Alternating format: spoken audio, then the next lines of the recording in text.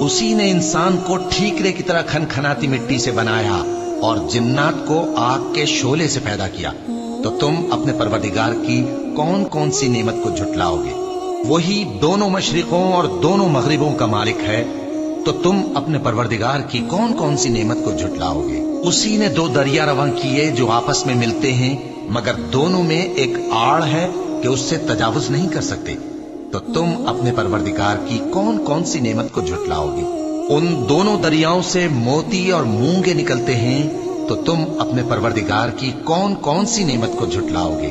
और जहाज भी उसी के हैं जो समंदर में पहाड़ों की तरह ऊंचे खड़े होते हैं, तो तुम अपने परवरदिगार की कौन कौन सी नेमत को झुटलाओगे? जो मखलूक जमीन पर है सबको फना होना है, और तुम्हारे परवरदिगार ही की जात जो साहिब जलाल करम है बाकी रहेगी।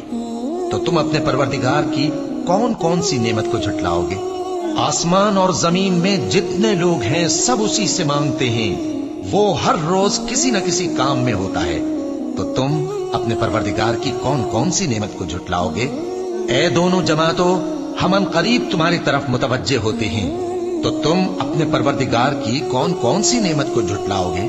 ए गिरोहे जिन्नो इंस, अगर तुम्हें कुदरत हो कि आसमान और जमीन के किनारों से निकल जाओ तो निकल जाओ, और जोर के सिवा तो तुम निकल सकने ही के नहीं। तो तुम अपने परवरदिगार की कौन कौन सी नेमत को झुटलाओगे?